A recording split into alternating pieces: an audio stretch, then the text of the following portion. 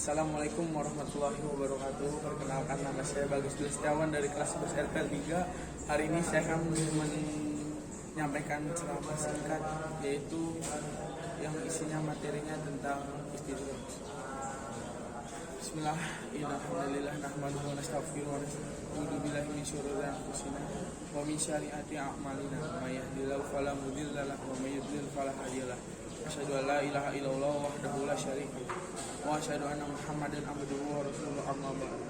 Hadirin yang dirahmati oleh Allah Subhanahu wa taala, puji serta syukur kita aturkan kepada Allah Subhanahu wa taala karena atas beliaulah kita mendapat nikmat iman Islam setelah kita dapat dipertemukan di pagi hari ini. Salawat serta salam tak lupa kita curahkan kepada Nabi besar Muhammad Sallallahu Alaihi Wasallam, Nabi yang membawa kita dari zaman jahiliyah hingga zaman Islamiyah seperti sekarang ini. Baik, saya akan menyampaikan definisi istidraj. Istidraj adalah ketika Allah memberikan kenikmatan duniawi kepada seseorang yang terus-menerus dalam kemaksiatan. Mereka merasa hidupnya baik-baik saja, meskipun jauh dari Allah, karena mereka mendapat kenikmatan berupa harta atau apapun. Padahal nikmat itu adalah ujian, bukan ajab yang tertunda.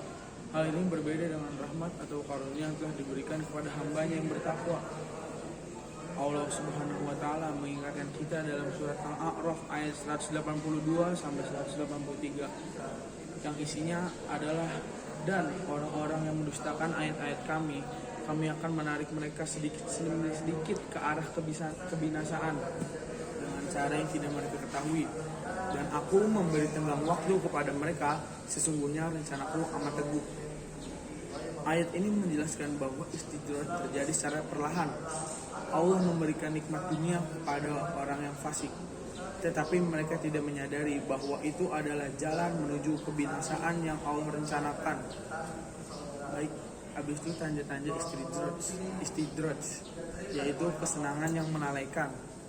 Orang yang mendapatkan istidraj biasanya merasa puas dengan duniawi dan melupakan kewajiban seperti sholat, zakat, dan amal kebaikan lainnya. Kecanduan dosa, mereka terus-menerus melakukan dosa tanpa rasa bersalah karena mereka mendapat nikmat yang begitu banyak dari Allah. Itu bukan karunia, melainkan itu istidraj, yaitu karma atau azab yang akan terjadi di hari akhir nanti. Merasa nikmat adalah hak dan kemampuan sendiri. Mereka berpikir bahwa nikmat mendapatkan adalah hasil jerih payah mereka tanpa mengakui campur tangan Allah. Padahal itu adalah semua nikmat dan karunia dari Allah, tapi mereka tidak mau beribadah atau bersyukur kepada Allah.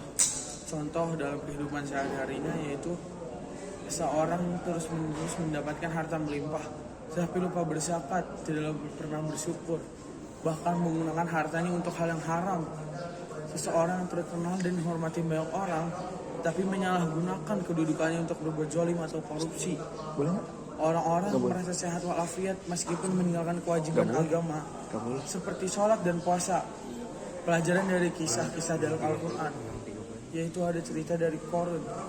Qarun adalah seorang yang diberikan kekayaan luar biasa oleh Allah Subhanahu wa taala. Namun ia menjadi sombong dan kufur, enggan bersyukur, menolak berbagi sesama. Akhirnya Allah menenggelamkan dia bersama seluruh hartanya ke dalam inti bumi. Kaum Ad dan Samud, kaum ini diberikan kenikmatan berupa kekuatan, teknologi yang sangat maju dan kehidupan yang makmur. Namun mereka durhaka kepada Allah dan mendustakan para nabi. Akhirnya mereka dibinasakan dengan azab yang dahsyat oleh Allah Subhanahu wa taala. Hadirin, istidraj mengajarkan kita untuk tidak tertipu oleh dunia.